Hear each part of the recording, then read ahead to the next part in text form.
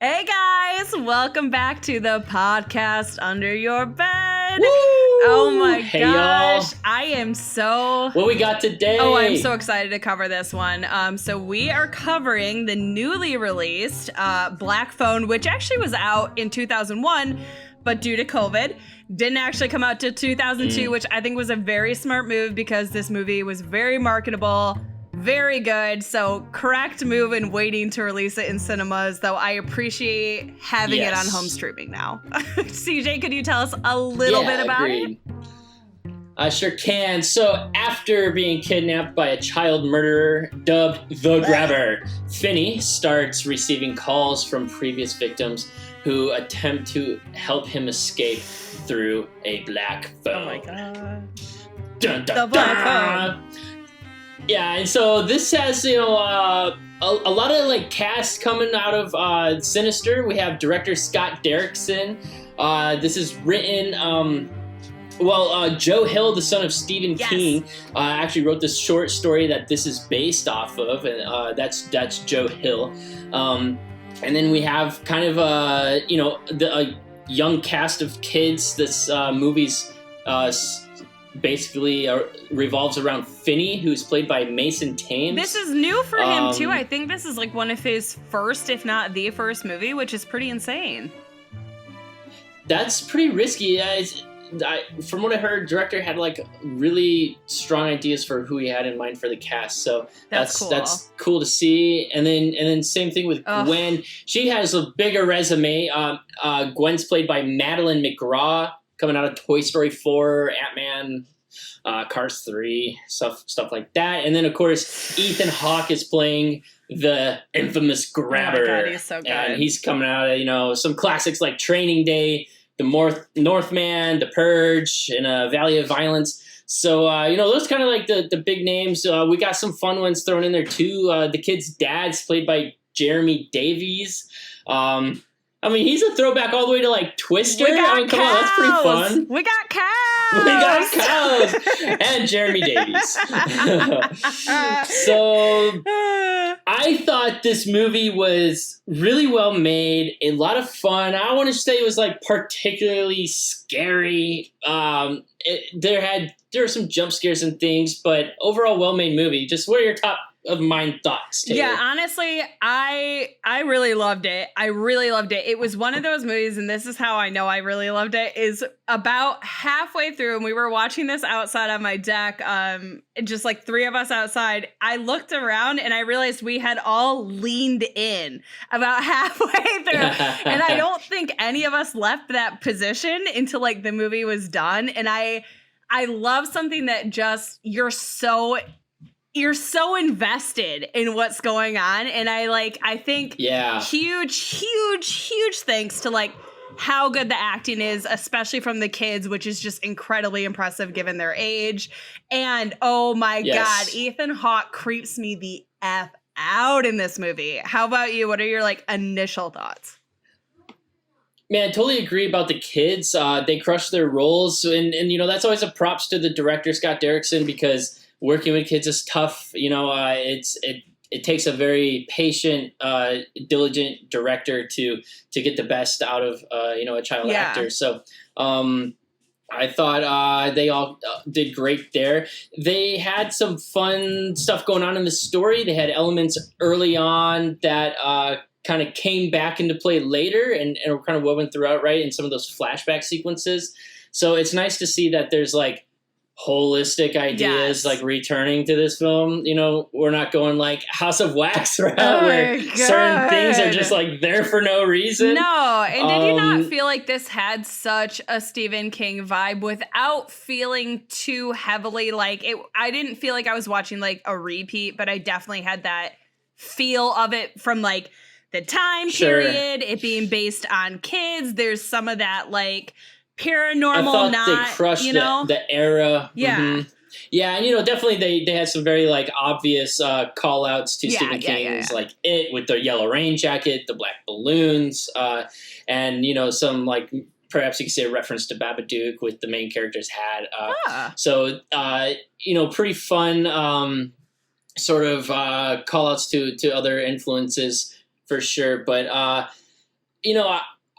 this is like, in terms of like the subgenre of horror, probably a little more like thriller. Yeah, I've heard like style of a horror I've film. heard that complaint for sure, and I think we can get into the more nitty gritty of that when we get to the spoiler section. But I will say, like, I think people have argued, like, oh, it's not a horror movie, but I'm like, okay, for me, like, what else do you need? You have a child murder, like, I'm like, how much more scary do you need things to be for it to qualify as horror? But I agree, it definitely leans into thriller, into suspense, more than just going like a straight horror route, for sure.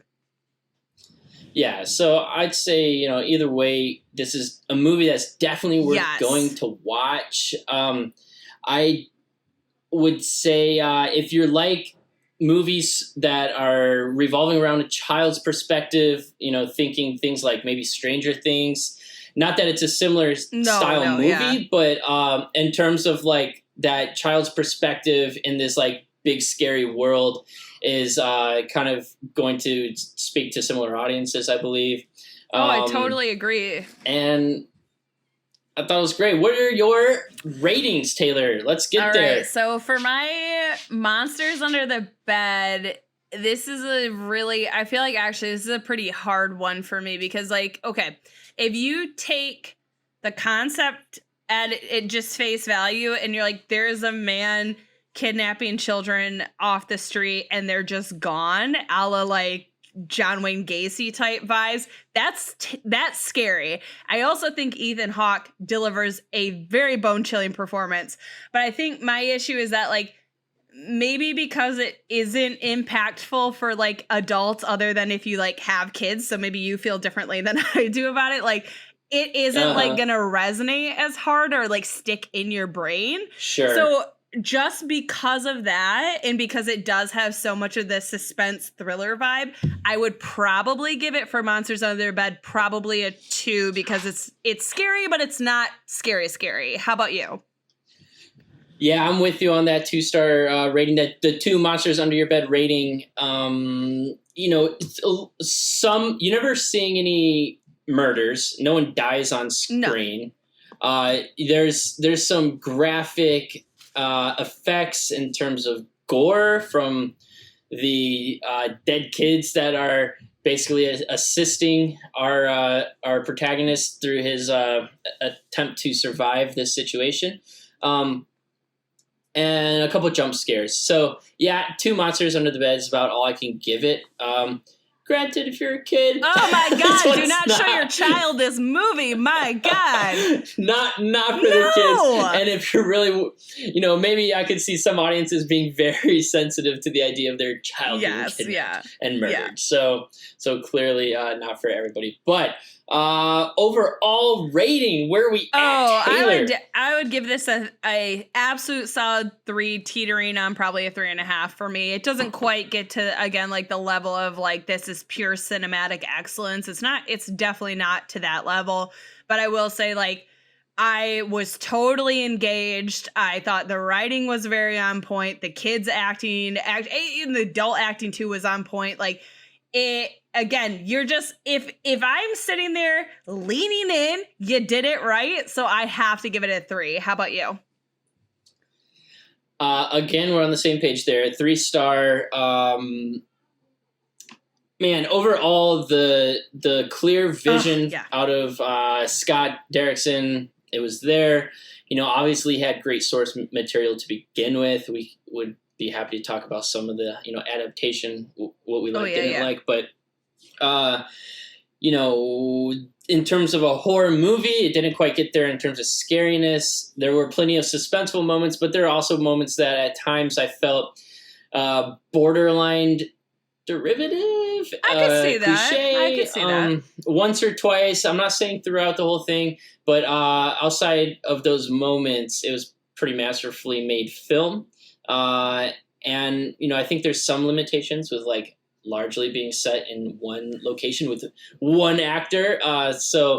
But seeing how you can like move through small spaces with camera is kind of fun to explore, and a solid movie all around. Yes, totally. I think our recommendation before we head into our break is You should absolutely watch it. It's totally worth it. It's not going to scare the pants off of you, but it is really well made. I loved it. I really loved it. How about you? Yeah, I completely agree. I think this is like it's fairly easy to follow. Yeah. I definitely think this is a great like sit down with your significant other for a little Netflix chillin' night, and just it's okay to watch with friends if you have some friends that like to talk a bit. It's okay. You're gonna be able to enjoy the movie still. This isn't one that's like super heady that you have to be like tuned into to every second. But you can enjoy this in almost any setting. Yeah, absolutely. All right, so that being said, That's end it. of our spoiler-free section. Stay tuned from this quick break. We're going to have a themed cocktail for y'all and dive deep into our spoiler-ridden critique. Can't wait. See you there. Welcome to the podcast Under Your Bed. There'll be drinks, critique, and perhaps a few murders. You're all invited, but once the podcast has begun, there's no way out. The ghosts are waiting, so won't you join me for the podcast Under Your Bed?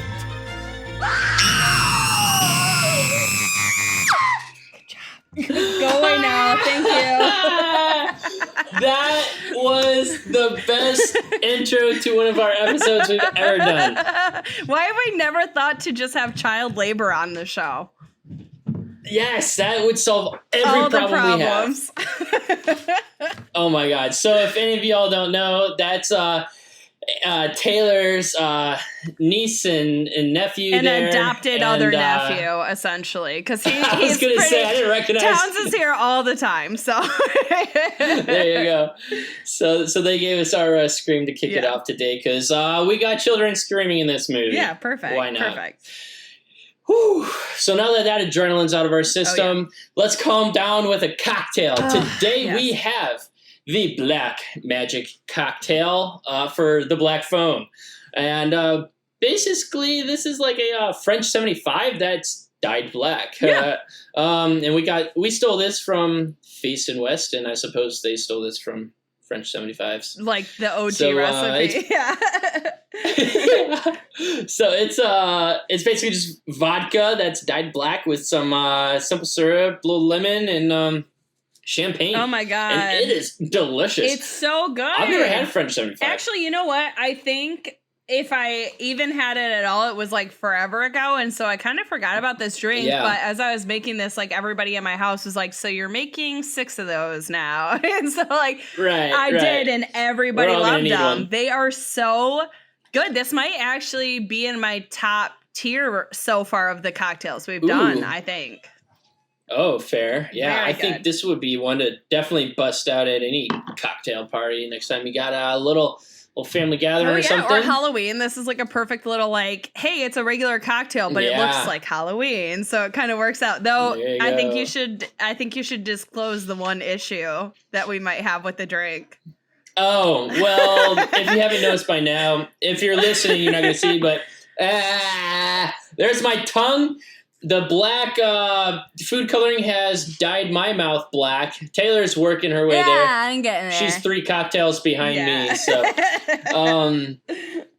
anyways, y'all didn't come here to listen to us talk about booze. You came here to listen well, to for the a minute Black or two, Phone. they did. For a minute or two, they came for the booze. Yeah, But they know they have to put up with it until we get the booze out of our system. Oh yeah. Taylor, it's your turn. Oh, it is. Send us with this full plot review. Yeah, this Walk one, us through it. guys, I did my best, but I have to say there's like a lot of nuances and little elements to this that all come back into play, which like is great writing, but then makes it very difficult to skip over in details. So I say this every time, but if you watch the movie, go ahead and skip ahead. You're not going to be missing anything unless you need like a recap. But if you've never seen it, then you're going to be hear me talking for the next couple minutes, because this is not short. But Taylor is mostly a highly skilled trained professional, so send it. All right. Okay. Everybody ready? Strap in. Let me take a drink, and then we will get into the Black Phone. Okay. All right. So our film opens on a baseball game in North Denver in 1978. Finney, who's our protagonist, almost wins the game, but is bested by all-star player Bruce, who's also just a little cutie and a sweetheart. That's just my extra editorial in there. He's adorable, though. On Bruce's way home, a black van approaches and the scene fades to black.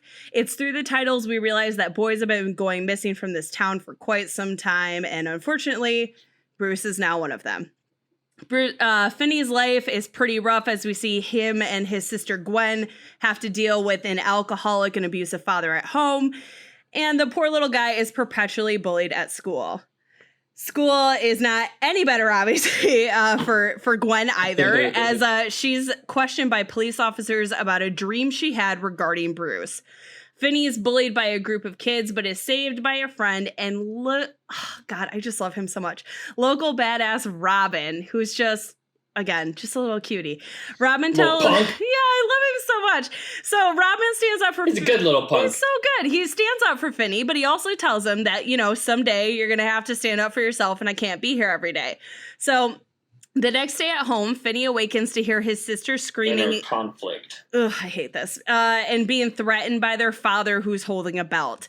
Gwen stands up for herself and smashes her father's bottle of booze, which is immediately met with swift action. That's a no-no. It's horrible. I would react that way too. Oh, the booze! I was like, don't hit your kid, and you're like, don't drop the booze. Oh my God, we're gonna get some messages about that.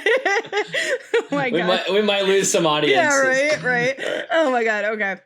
So during this attack, their father tells Gwen that she's quote unquote not their mother. And so we kind of get the idea that the mom had some kind of like psychic ability or saw visions or something similar to what Gwen is kind of experiencing. Exactly.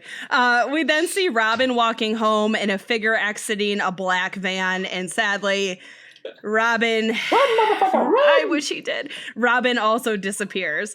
So sometime later, it's been a little while the next time we see everybody. Gwen and Finney split off while walking home, and Finney comes across a man who drops his groceries. Finney goes to assist him, but notices the black balloons. Before he can do anything, he's grabbed and drugged, but manages to injure the man before passing out. He awakens in a very creepy and desolate basement with only one unreachable window, a mattress, a toilet, and a black phone that has its wires cut. He knows 100% he has been taken by the grabber. There's not even a question. It ain't gonna end well. Yeah. The grabber comes downstairs in a mask and displays varying emotions towards Finney, ranging from anger and aggression to, I say this in the loosest sense, but love and care and concern from the creepiest person you can imagine. So take that with a grain of salt. He's looking out for them. That's all he's trying to do. Yeah, sure. The grabber explains that the room is soundproof and that the phone hasn't worked since he was a kid, meaning this is not a means for escape. Well, in captivity, Finney starts receiving calls from prior victims, all providing guidance on how to escape. Bruce tells Finney about a hole he dug, which Finney continues to work on. Finney also gets a call from a paper boy named Billy, who tells Finney, even if the door is ajar, to never go upstairs as the grabber is waiting to attack him, which is 100% accurate. So good advice from Billy there. While Finney works on his escape, Gwen has visions of a trapped Finney in a house that it becomes clearer and clearer kind of each dream. You're getting kind of visuals of the house becoming more clear as we go into it. So Finney also talks again to Billy the paper boy, who tells him about a hidden cable, and Finney's able to use this cable to try and escape, but unfortunately all he does is pull the grate off of the very high window. As police search for Finney, they speak to a man named Max, who believes that the grabber is in the neighborhood. And it turns out that despite being coked up and a little crazy, he's right, because the grabber, my man. Yeah, right. The grabber's actually his brother, and Finney is downstairs without him being aware. Finney then hears from Griffin, another boy who went missing, who tells Finney that the grabber is passed out and to unlock a bike lock that's attached to an upstairs door in order to get outside. Finney tries and he finally gets the combination right. He makes a run for it, But unfortunately, the grabber quickly overpowers him and takes him back inside. Just devastating. So sad. Finney then gets I know, right? Finney gets a call, and he realizes, like, this is it. Time's running out. I've pissed this guy off. I'm kind of at the end of my days here. But this time, he gets a call from a guy named Vance who tells Finney about a weak spot in the wall that he could like kind of kick in to get to a fridge in a storage room. Finney is able to do this, and he does break through the wall, but he realizes that the fridge is locked from the outside and there is no way logistically for him to get out that way. While looking for Finney, Gwen is stopped by a vision of all the boys who've talked to him so far in front of the house, and Gwen immediately, very smart kid, decides to go and call the cops instead of investigating for herself. Finney has a breakdown, realizing, he can't get out, and he's kind of completely given up at this point, but the phone rings one more time, and on the other end, it's his BFF, Robin. Robin walks Finney through how to throw a punch using the phone, and Robin tells him this is the last call he's getting, and to take the phone off the hook and to fill it up with dirt. Everything kind of at this point comes to a head as Finney prepares to fight. The detectives head out to find Finney. The grabber is buying burial supplies, and Max finally figures out that the grabber is his brother. Max ends up finding... son. I know, right? Max ends up finding Finney, but before he can save him, he's axed in the fucking head by his brother. The cops approach the house, but when they enter, and we think he's going to be saved, all they find are the remains of the other missing boys. So the grabber goes to kill Finney, being super peeved about his brother, but Finney is able to dodge him and lures him into a trap. Finney trips him with the cord, which causes the grabber to fall into the hole, and he put the grate underneath, so the grabber breaks his ankle. And then Finney's obviously got a little bit of an upper hand, so he uses the phone to beat up the grabber. And once he's kind of subdued, he chokes him with the cord. And while this man is choking to death, the grabber gets to hear the voices of all the boys he's killed taunting the shit out of him. You, well deserved, totally deserved. Finney then is able to break the grabber's neck. He unlocks the door and he exits the home, and across the street he sees his sister, and the two run to each other and embrace. The kids are reunited with their father. Yay. Who apologizes for being such a dick, though I'm not really sure that really solves what he did, but whatever. And then kind of the next time we see Finney, he's back at school and he's looking like a changed and confident man. The bullies are leaving him alone. He sees his crush Donna and he tells her he murdered a man. He did. He is not taking any shit anymore. And he tells Donna, "Call me Finn." And that is the end of the movie. That's it. Yes. Sorry, that was long. An amazing movie it was. That was great. We had lots of fun with you.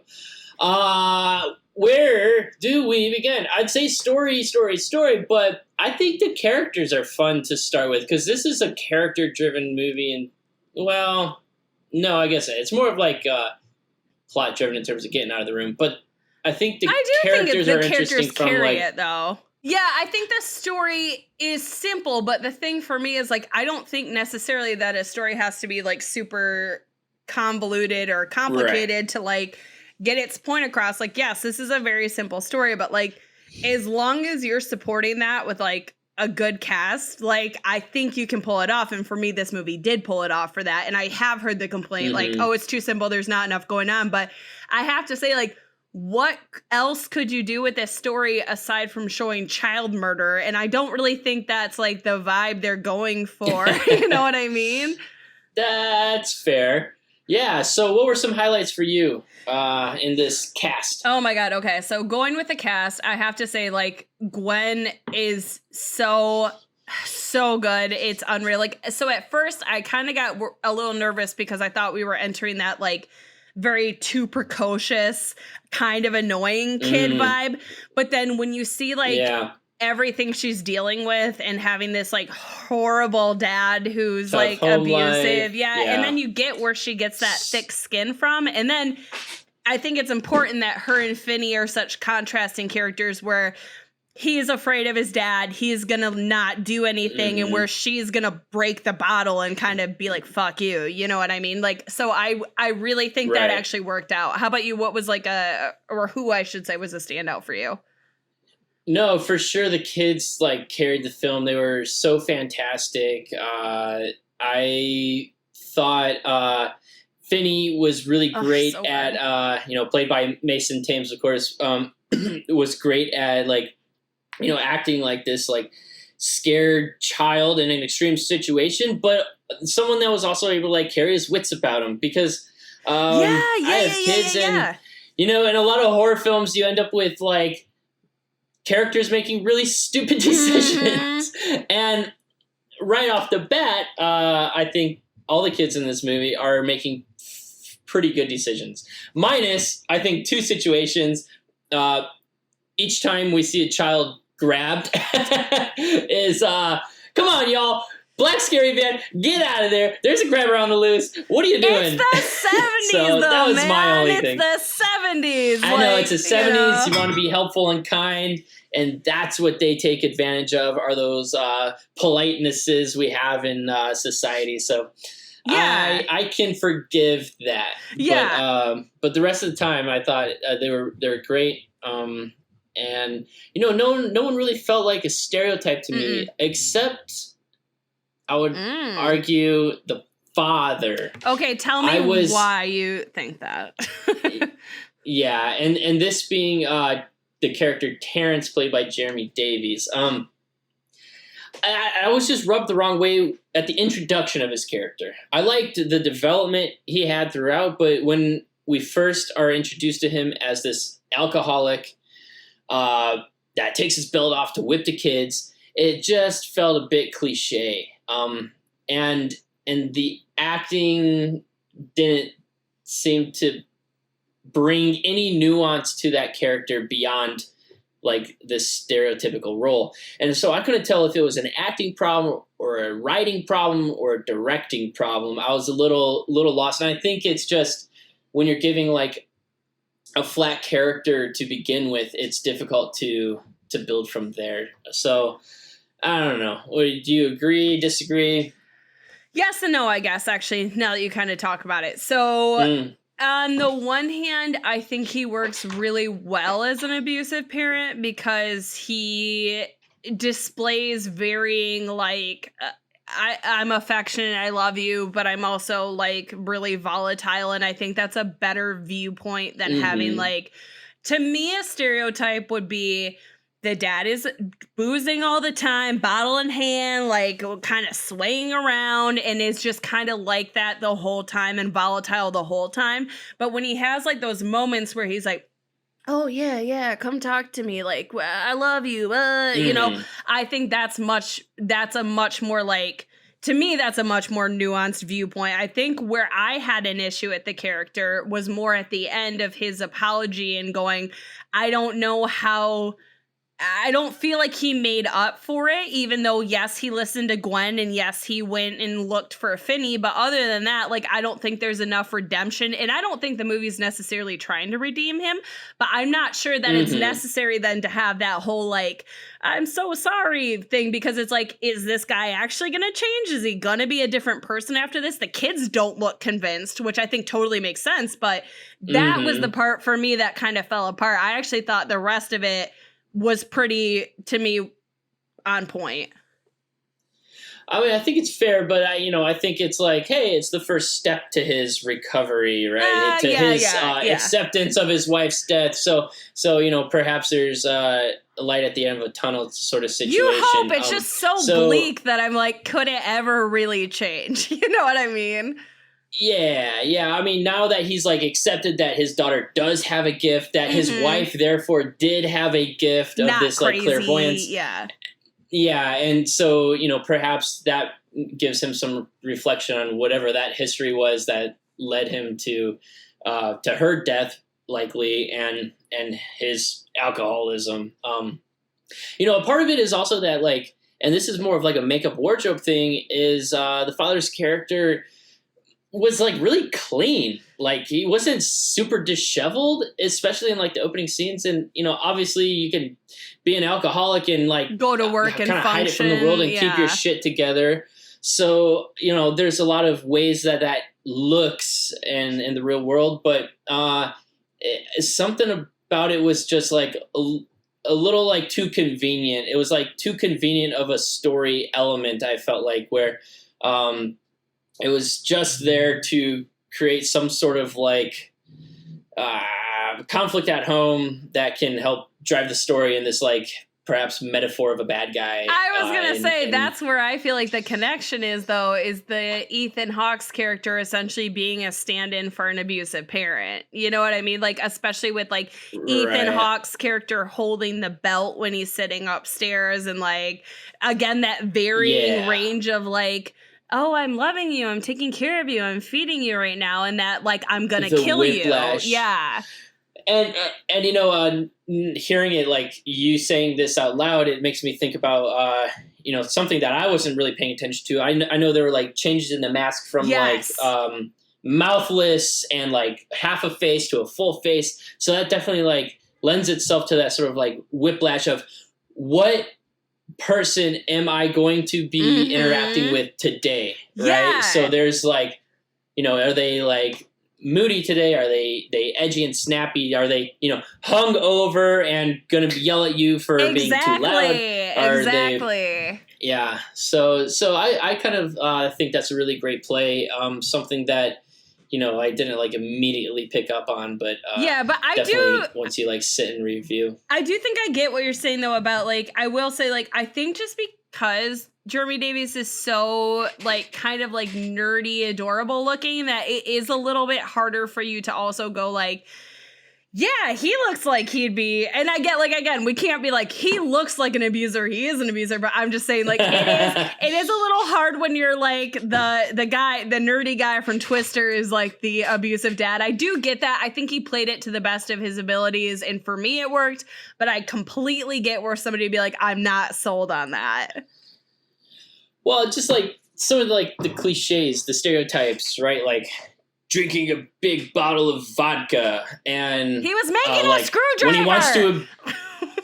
All right, there you go. Well, and then like making like his instinct for like the like abuse is like pulling off the belt. Like it just felt like there could have been like a little more nuance to it. Sure. A little like let's break the stereotype down and like build a like little bit refreshed character. I can see that.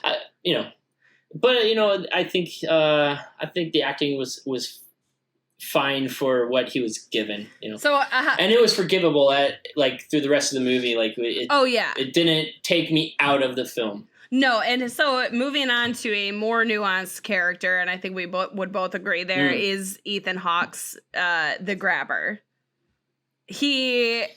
Yeah. Oh my God. Okay, like there's so much to unpack here.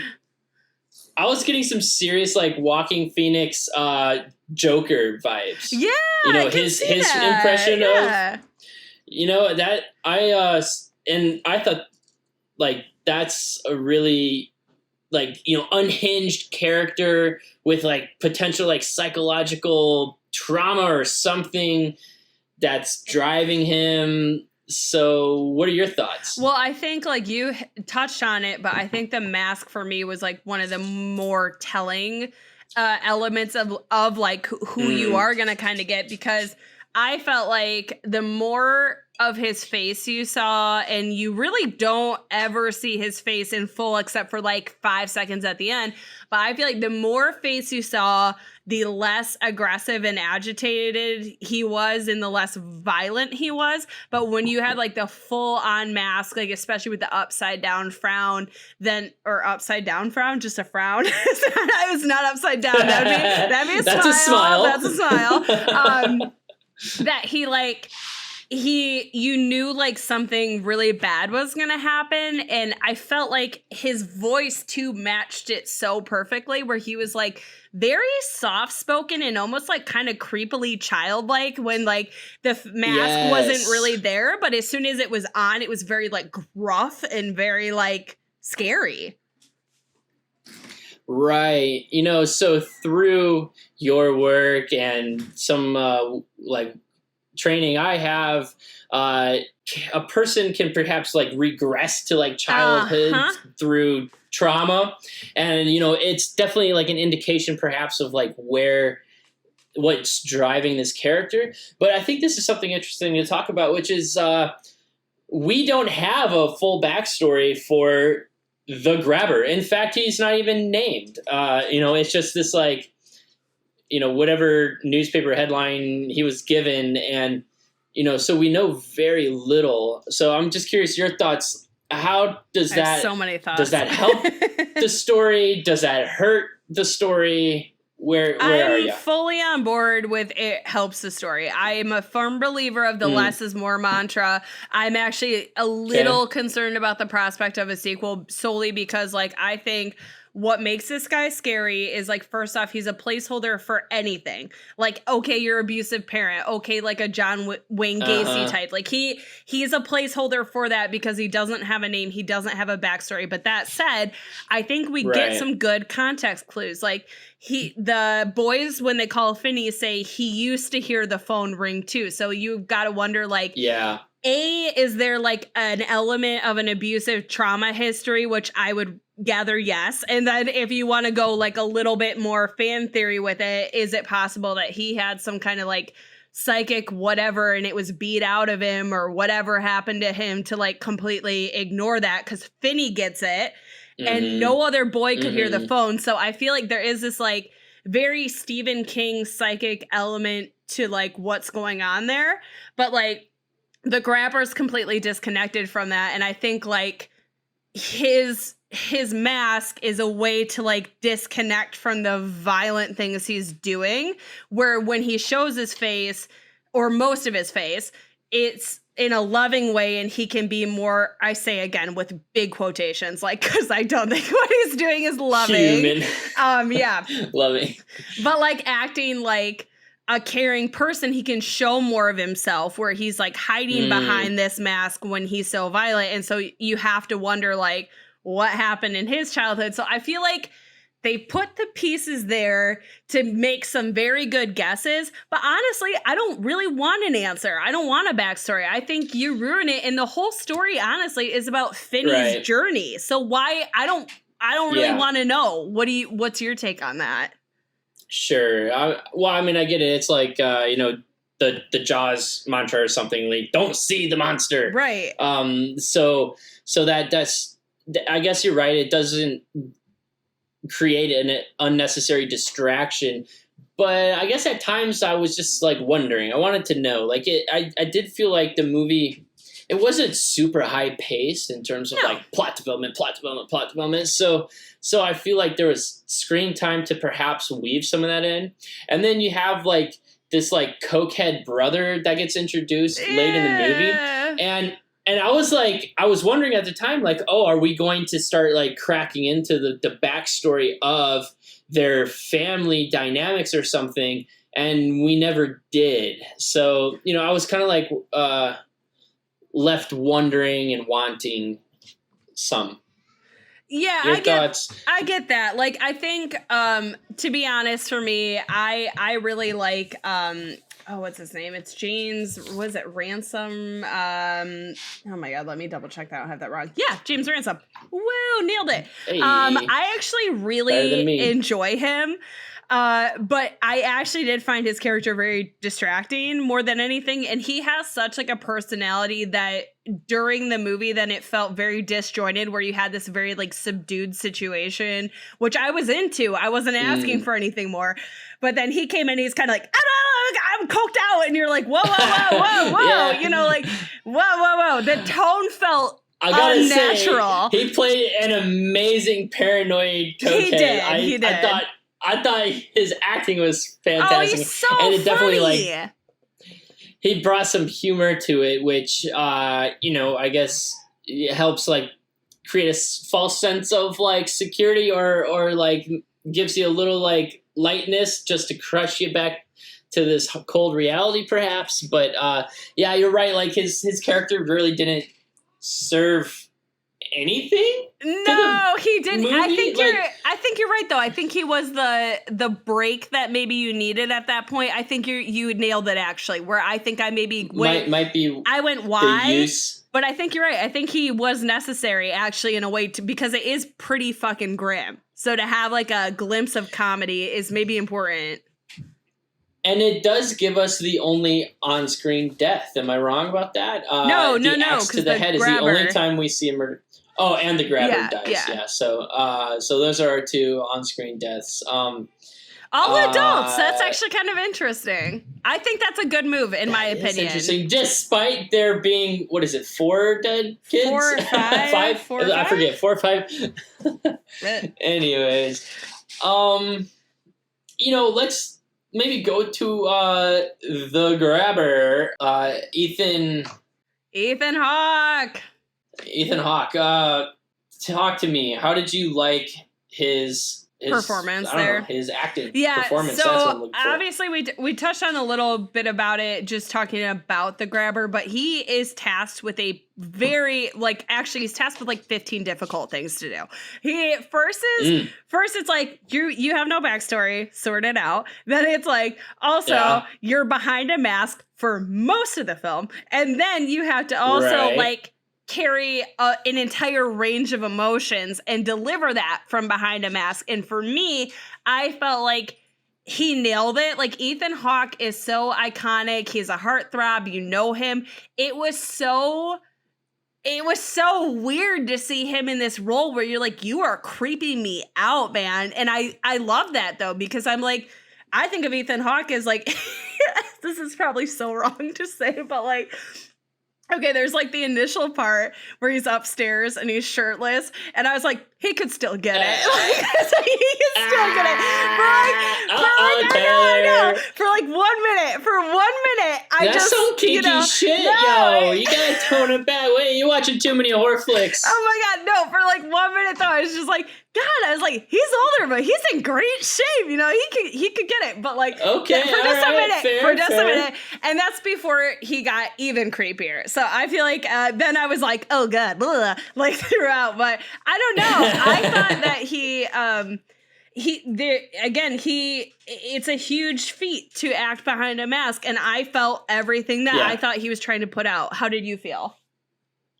Yeah, so when you're covered by a mask the majority of a film, made by Tom Savini, by the way. Throw that out there. Oh yeah, that was awesome. Classic there. So really it sort of became like voice acting, right? And he has a phenomenal ability to, just a unique quality to his voice to draw you into a scene, and it's very dynamic. And again, I thought he really sold that sort of unhinged quality of, at times I didn't know, early on I was trying to figure out, is he working alone? Is someone forcing him to do this? So it almost felt like he was a pawn in this game of sorts. And in a sense, maybe he is a pawn in his own game, because he's driven by this emotional or psychological problem of his. Yeah. But he did a great job of that sort of wanting to, put the person at ease. Yeah. And be a caretaker, and then kind of turn and switch into these sort of dark hints of abusive past or psychosis. I believed it though. It was really fun. I believed it the whole time. When he is being quote unquote nice and delivering whatever, I genuinely believe though that was his perception of, I'm being a good guy, and his getting mad is the perception of, you didn't play by the rules and you didn't do this, so now you're in trouble, which again probably connects back to some kind of trauma history. So I just think I think he sold it so well. So I just was very the grabber. Whether you think he delivered enough in terms of a character or whatever, that face is iconic as hell. That's a face. That mask is it is in my mind now. I thought the mask was fantastic, So and the different versions of it.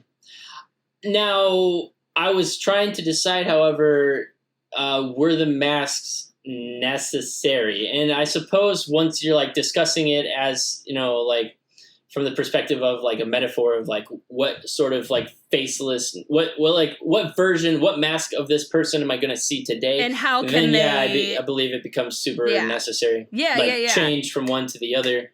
And I think even in certain scenes, I fail to recall which ones you halfway through the scene, you actually see the mask change from like smile to a frown, which, on first viewing, you might not even catch necessarily. So that's kind of fun to like play with that metaphor. But does it heighten like this sort of like gritty character? Does it help build the fear factor for the movie? I feel like it does, because again, like I feel like the less, it's like a Michael Myers to me. The less you know about this person and the more faceless in a way they are, the scarier they are, because there's no reasoning with that situation. There's no understanding that situation. It's just this, it's the personification of it more in this case, like abuse and trauma, but like obviously in Halloween, like rage and anger. And so that works for me so much better than a movie where it's like, I'm getting this whole convoluted backstory and the reason why they're doing it and blah, blah, blah, which is again, where I am a little concerned about the idea of a sequel and what that means, because I think the minute you start really explaining it, we're going to lose anything that really worked for this. How about you, though? What did you think? No, that seems totally fair. Anything else to dive into with characters? No, my God. This is such a deep dive, but it's so hard. It's such like a... There's so much to talk about with this movie, but I think like...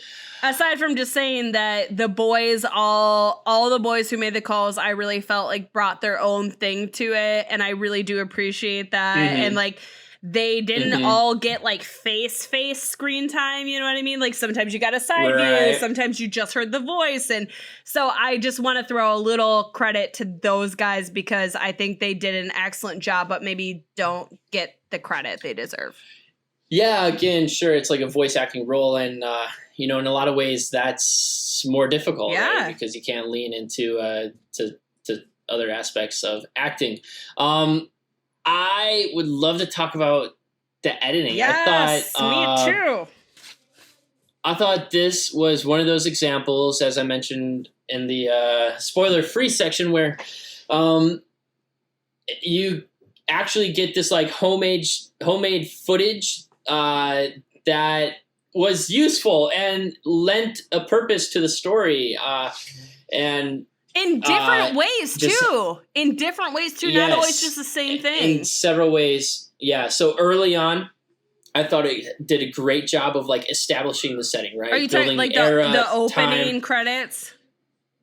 Yeah, some of the opening, they're like 8mm style Did you film, not? Which they did shoot all those flashbacks on 8mm. Oh! So I love it when they do that. Obsessed with that. Right. I think I just wanted to touch on the opening before we move on to the rest of the editing, because there's a shit ton to talk about there. But that opening, I completely loved. It reminded me so much of like a Netflix true crime docuseries opening that I was like so into it, like from the get. I had the exact same feeling, but I almost was like, why? Because I'm like, this, because I was like, this isn't a true crime docuseries. Like, this is, a horror flick that I'm like watching in the theater. So I was like a little torn. I thought they executed it brilliantly, but I thought maybe they could have taken a different twist with it. However, the flashback footage lending itself to a greater purpose in the end forgives all of that, in my opinion, because now all of a sudden it had a purpose, it had intention, and you're basically opening with like, what are this girl's, Gwen's, dreams, right? Her like clairvoyance thoughts and memories, or whatever they are. So I thought that was one of my favorite parts. Oh, yeah. It also had that, like, emotional element, though, like, with Bruce's in particular, where, like, he is kind of the first person we see go and that we're, quote-unquote, like, familiar with. And then when we get that whole, and it ends up being Gwen's vision, like you said, but that whole thing of, like, like seeing him grow up and he's playing baseball with his parents and like Yeah. I felt like there was a very big like emotional element to that of being like this kid, it's a kid and you kind of forget, but you're like this is gives a you child, that nostalgia, like going develops missing. these characters more, because without those you lose a lot of the backstory of the other kids that are there. Almost entirely. So it really is necessary to like give you that emotional connection, like you're saying. So you're right. Like the beginning, it helps like set the era and the tone and the setting, and give you that like gritty, disturbing quality, and then again building the characters, and then finally the aha moment, like, oh, those were her clairvoyant dreams, and now she's going to use this superpower to like solve the case. I feel like too, so actually now literally this just came to mind. Sorry, I'm like so stepping over so I don't forget what I'm saying today. Like I'm like I gotta remember what I'm saying. But I feel like too, it's almost like the more like the kids who have gone missing previously, like is something. And also I feel like we should just talk about this in general, but the idea that the kids are losing their identity and memories and whatever.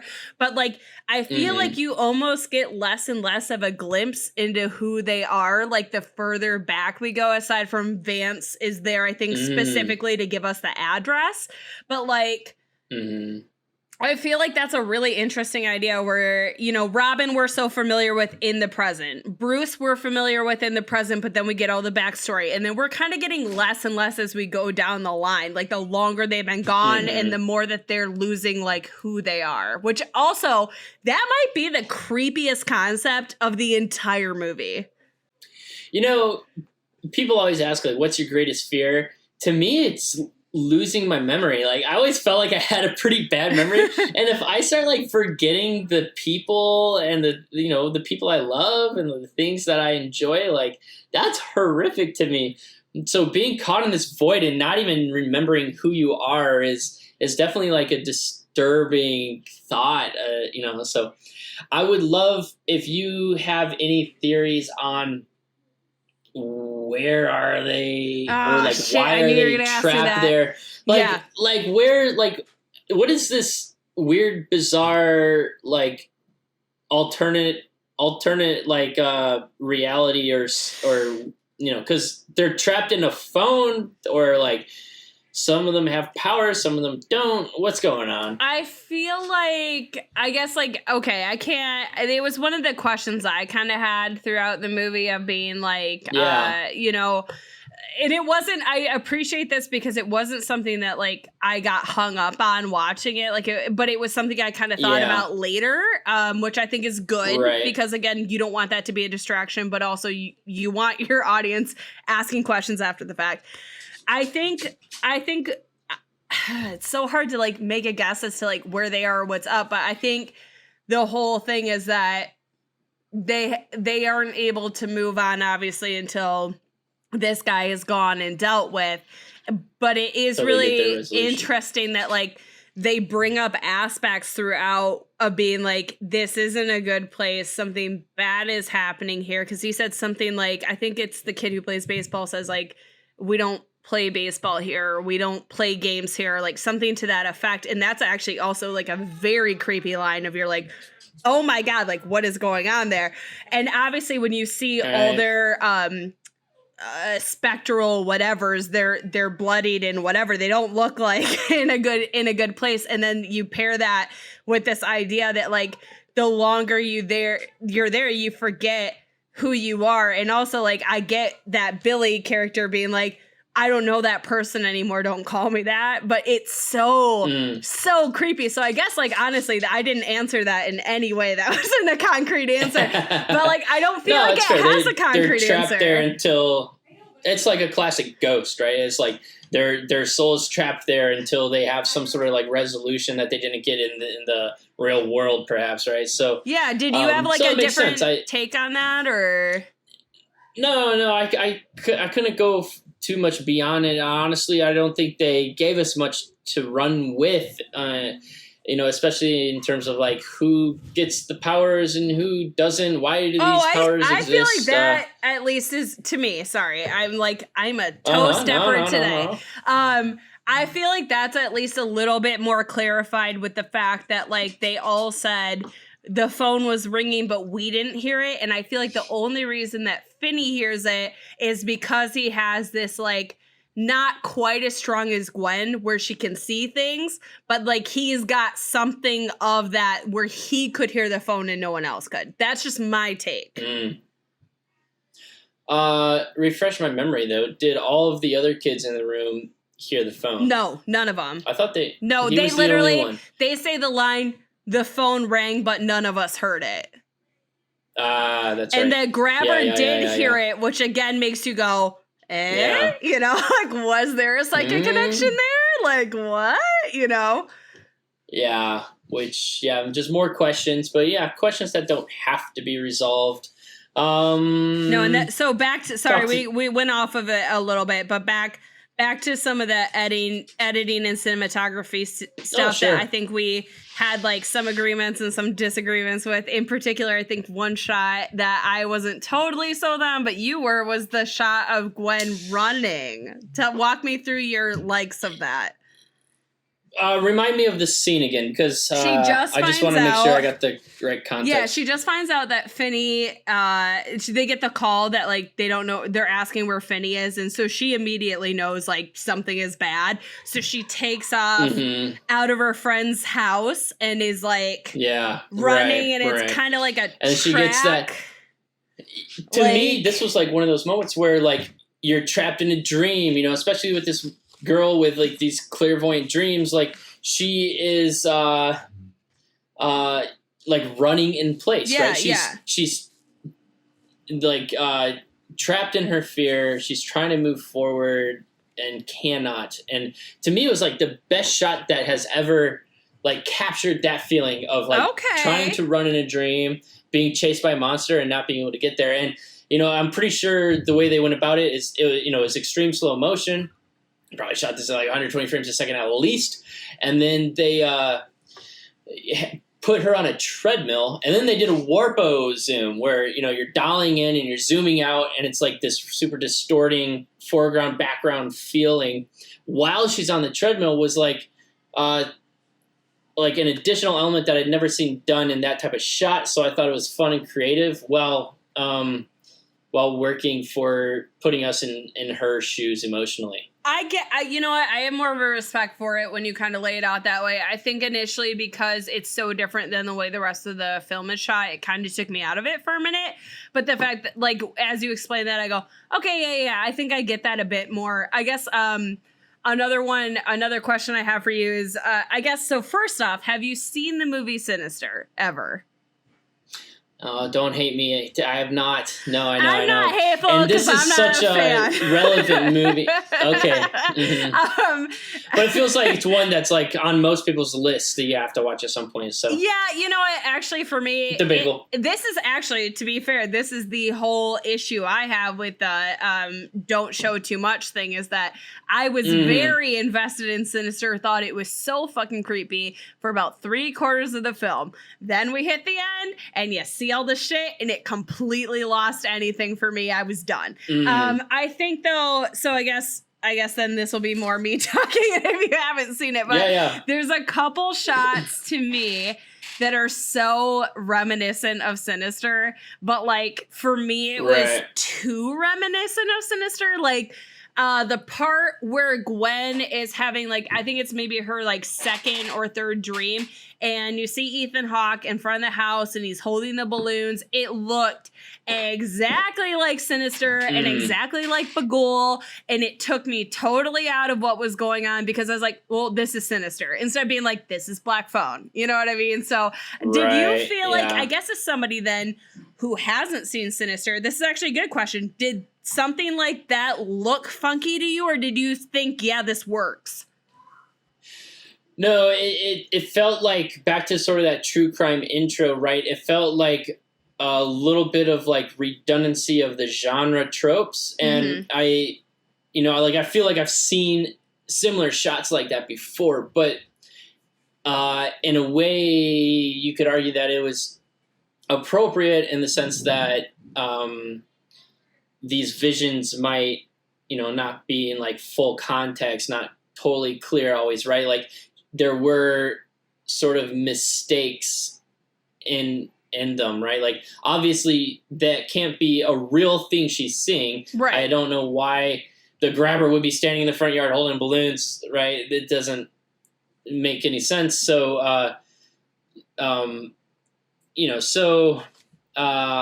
understand like it being taken from another film and that being the distraction. But if you're watching this movie in a void, I guess it wouldn't become a problem. I did feel that way though, however, with the overwhelming amount of like It references and Stephen King references at times. I was like, okay, guys, like let's tone it back a little bit. But that was also that before yellow coat I realized was too much for you.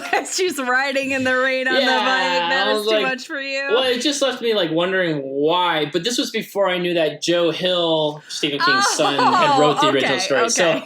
So had I known that going in, I probably would have felt way differently, right? But so fair enough. Let's give them the tip of the hat. One I wanted to ask you about was the I don't know if you'd consider this more of an editing, cinematography choice, whatever.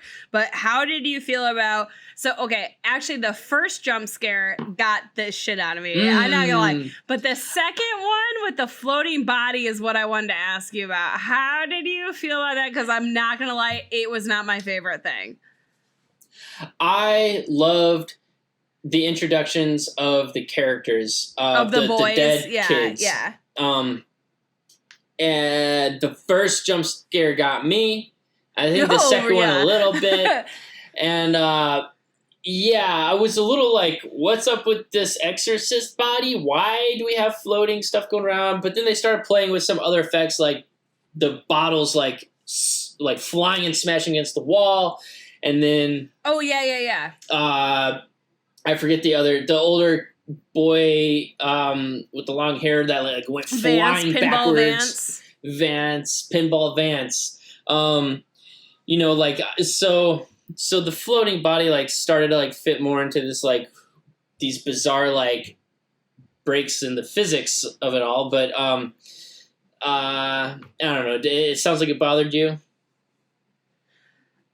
I just didn't love that one because it just didn't really feel as organic as the other ones did. Like the other calls, like, okay, so you had that jump scare with the first call, but like it was just the kid, and I liked the way that it swapped out too when Finney would go in front, like then the person would kind of disappear. Like I liked a lot of that stuff. I felt like when it got more edited in that like you've got this like backwards like back floaty kid, I was just kind of like, well, this is like a little too much for me versus like where the other ones felt like more organic. And I think that's where like like they're still trapped in the room with him in a sense. It didn't seem necessary an attempt to make it scarier, and it wasn't necessary, and it did not make it scarier. No, that's the other thing. You're totally right. I think I agree with you. Like the stuff that was working was like when they're talking in his ear in the same room, and the camera's panning around, and he's there. I loved it. I loved it, and even the flashbacks worked with I liked the one with Vance where he was like communicating to Gwen, but also communicating to Finney at the same time. I thought that was actually very cool, and I wish that they had just kind of stuck with that theme versus going like, we have a backwards bloody floating kid, and it's like, but why? Like, why? We don't need it. Yeah. So that's interesting. While watching it, I didn't get the sense that they were communicating, that he was communicating to the two siblings at the same time. I kind of took it as like two separate times. So I'll have to rewatch and look at that. It's cool because they work like, and this is the thing that worked really well for me in terms of, and we can get into this in a second about how everything kind of comes together. But I like that, like, when the kids are talking to Finney, typically, except for Vance, who kind of has a more aggressive voice to begin with, they're more low key. But then there's these moments where they're like, "This is it," and like kind of yelling, and you're like, "What the fuck is going on?" And then when the grabber is getting killed, all the more like aggressive speech comes into play, and you're like, "Oh my god, they were talking to him." So there is this like weird discontinued time that kind of also comes together, like where again, like Vance is having the two conversations and the kids are delivering all these messages, but they're also going to Finney and to the grabber like at different times. And it's very cool. And I think like the thing that worked best for me is that every piece of advice the kids gave came into play somehow. Even like the fridge not opening, being able to use the meat to distract the dog. Like I was like, I'm glad that there wasn't these unnecessary like, hey, go do this, and then it doesn't go anywhere. Like everything amounted to something. So it is a very nice, neat, tidy bow, and at the same time, it's tidy. Also a very nice, neat, tidy bow. Yeah. So I was on the fence. Okay. I was like, I love that writers have the ability to like weave those elements together and make it work.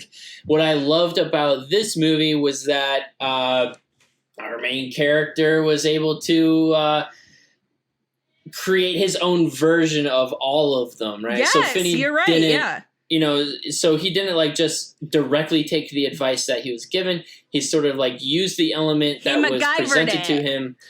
He MacGyvered it into his own unique version, right? Instead of trying to tunnel out of like the hole, he turned it into a booby trap, right? Yes. Instead of like trying to crawl through the fridge, he used the meat he discovered to feed the dog. And that, by the way, was my favorite one of them all. Like, because I had totally forgotten it. That, you know, you're like, oh yeah, the grabber is dead and he needs to walk out. Oh my god, there's this like twist with the dog, and then it hits you. You're like, oh, the fucking meat. And it was this like perfect little added on twist, because I was like, really, why is this guy taking this dog downstairs? This is kind of, I was a little like.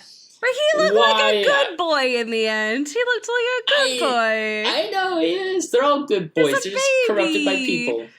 That is very accurate. Yeah.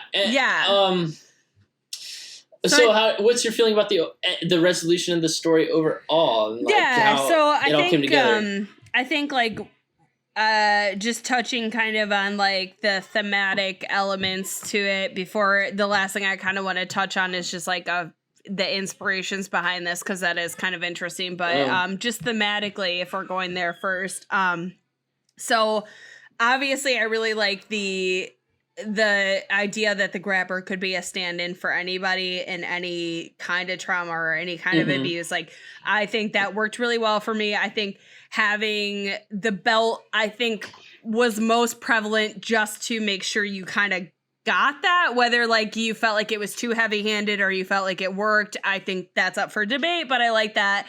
I also really like this idea of Finney transitioning to like what I would call like adulthood, but not adulthood because he's still a kid. Like at the end of the day, yeah. I mean, it was like coming of age story. It is a coming of age story. Yeah, and like, you know, him having that toy and then setting the toy down before he goes to fight the grabber is really that signifying moment of like, I'm like, this is done. Like, I'm not taking shit from anybody. Like, I'm done, like, being the punching bag and stuff. So I think that worked out really well for me. Just how about before we talk on inspirations and kind of wrap up, what did you kind of feel like about thematically, like, worked for you or maybe didn't work for you? I mean, thematically it was all there. I guess as I was saying, just it was like how tidy the ending was. Too tidy for you? Yeah, I loved the idea of like, oh my god, is he gonna die and become one of the kids? Like that, like would have been really dark. That would have sucked. Or like, yeah, I'm with you. Yeah. It would have been but interesting. Like, you know, I was just, or at some moments, I was almost wondering early on, was he already dead? Ooh. And are we gonna get like a new character that comes in? But you know, obviously, as the movie time code goes on, you're like, oh, it's way too late in the movie for that to be the thing. I liked the like running into his sister's arms and like their being relationship. rejoined. Oh my god. Yeah, I was a little at a loss with like murdering his the grabber murdering his brother, and then like I thought that was maybe like a bit of a stretch. Like, was it super necessary? Could he just trap him down there still? What are you gonna do with that though? He's discovered your deep, dirty, dark secret. Like, where are you gonna go from there? Yeah, I guess I just love my brother too much. It's a hard one. It's a big bridge to cross. You also never started He's off not allowed to murdering watch children, this so I think you're episode. okay. That's fair. That's fair.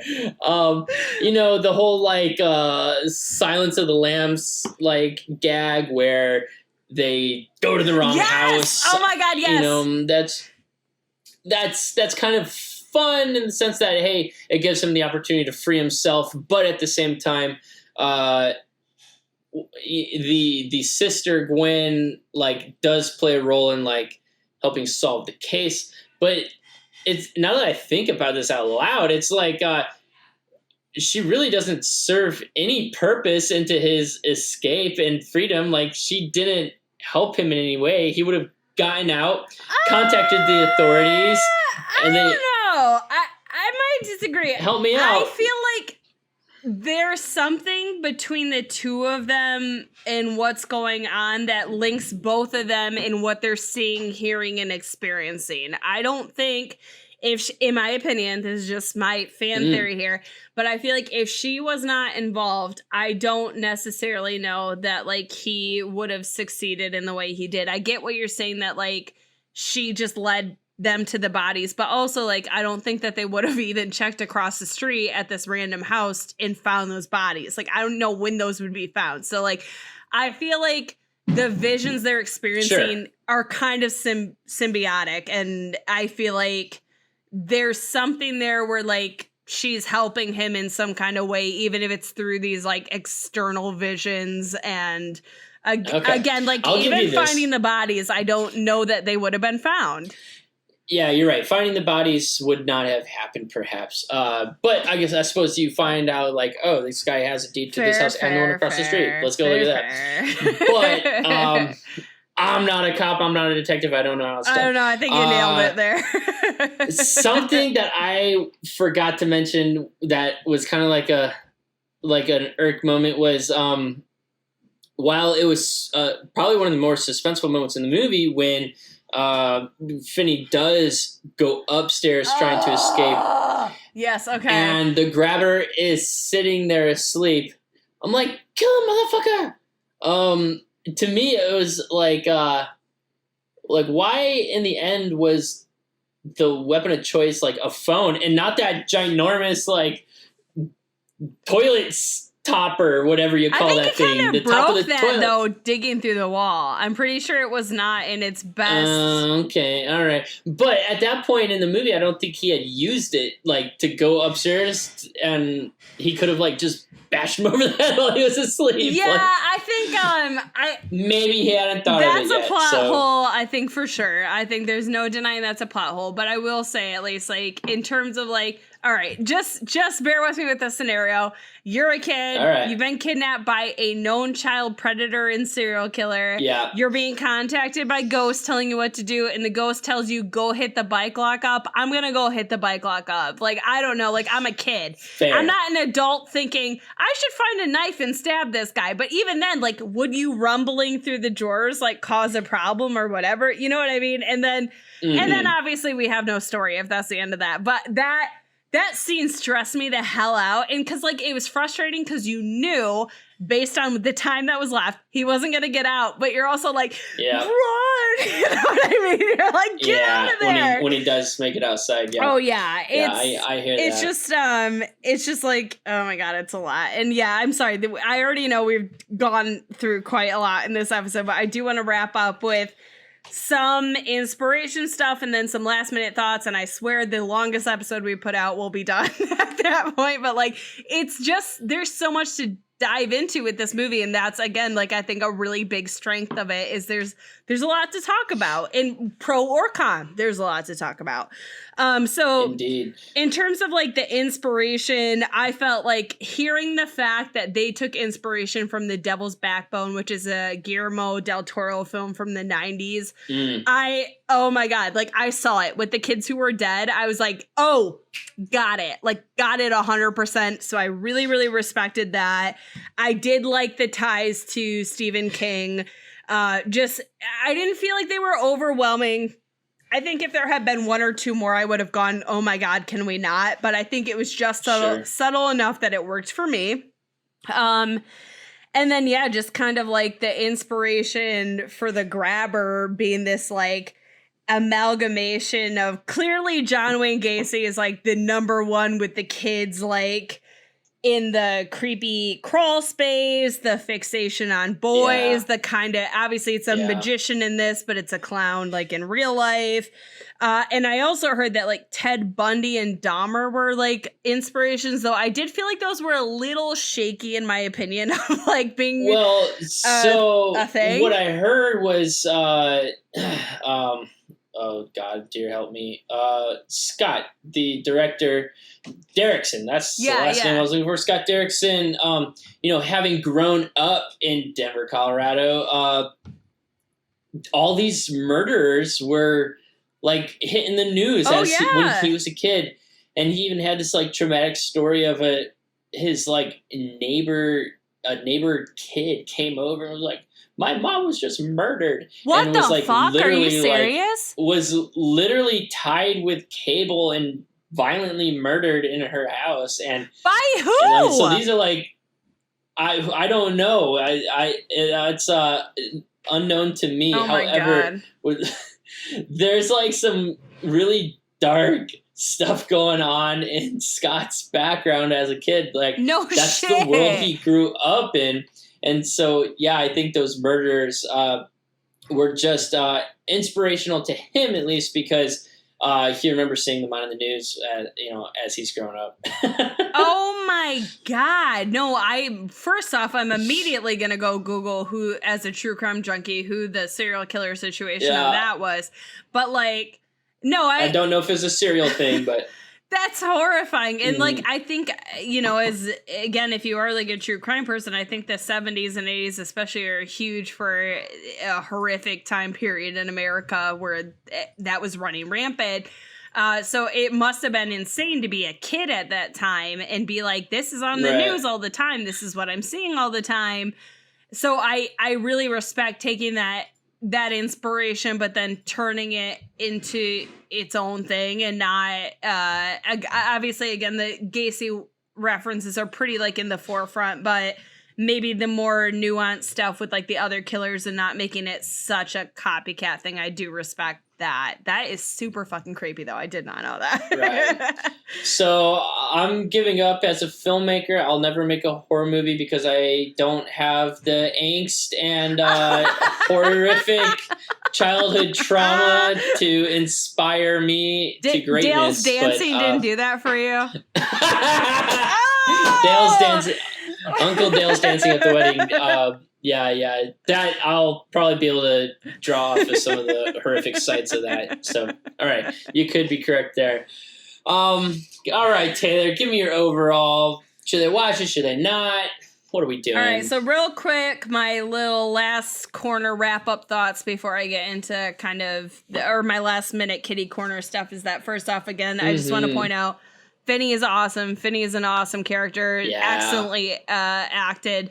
I really appreciate having a kid who gets in this situation and doesn't immediately break down and goes, what the fuck can I do? And is really like very calculated in the way he is, which again makes sense given like his everyday life of dodging bullies, dodging his father. Like, I really appreciate having a character that like you can really root for and who is smart and again very well acted. It is a huge contributor to that. So want to throw that out there. I love the relationship between Gwen and Finney. It is such a heart wrencher. You're totally in it. You believe these kids love each other so much and that they're gonna find their way back to each other. And even in that end scene where the two of them are hugging and their dad's there, the dad feels so secondary to the two of them. And like, I think that's awesome. So that's just my little like kitty corner wrap up session. In terms of the movie, I loved it. I highly recommend it. I think it was, it's an easy watch for somebody who's not a big horror person. And I think it's an easy watch for someone who is a horror person. If you're somebody who needs though, like a kill every 2 minutes, clearly, this is not it. This is not going to be the movie for you. It is not a slasher. I love gore. Yeah, I love gores. I love kills. And Max getting chopped in the head, I definitely went, yes! Not because I wanted him to die, but because it was awesome. It was a good on-screen death, for sure. It was great. Obviously, I think the grabber goes as number one because he sucks and you want him to die. But Max's death is definitely the best one to watch, for sure. Yeah. So, like, again, limited gore, so pro or con, depending on how you're looking at it. But I think the acting alone sells it. The kids are fantastic. The suspense is great. Obviously, we've deep dived all of it, so you're not going to get any shocks if you go watch it now. But I would highly recommend it. I really fucking liked it, and it was genuinely just nice to see a current horror film do so well. So what are your... You're right. I was going to throw it back with... Oh, no, okay. I was going to throw one more question your way. Where is this going to fall in the legacy of horror? See, this is a hard question because if it continued as a single film, I'm not sure that it would have the traction that it is probably going to get with a sequel. My concern, though, is that a sequel could effectively kill the good traction it's built. So I will have to answer that when we get to the sequel. There's no way to like have a good answer for that currently based on the fact that it is going to get a sequel. So what, I guess I'm going to throw like a 3-parter at you. What? Oh boy, yeah, let's go. Do you have any last kitty corner minutes of I forgot to mention this and I like it? What's your last opinion and where do you think it ranks? So you got a 3-parter for me. All right. So the speed round. It was a fantastic movie. Go watch it. I don't think it's going to be a must watch on any big horror list. I think it is definitely going to have some stay over the next decade or so. I loved the music in this, which we never got to. Oh my God, we suck. Yes, it was excellent. Yes. But it was very original and it had just unique qualities to it that I don't even know how to describe. The Pink Floyd that song? I thought, yeah, there you go. It had just like had all these, like, it was not derivative in any means. I couldn't like place it in any sort of like historical context. And then it just really like aided the sort of like suspense and kind of heightened the like flashback moments, especially early in the beginning. I thought, I was like, wow, I'm in for a good movie. I instantly, could recognize like they're off to a great start, right?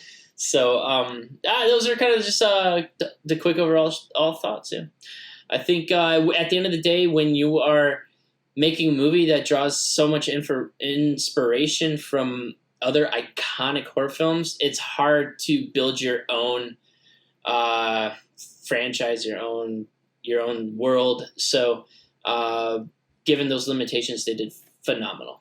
Totally agree. So I think we're both saying it's a watch if it's something you think you're going to be into.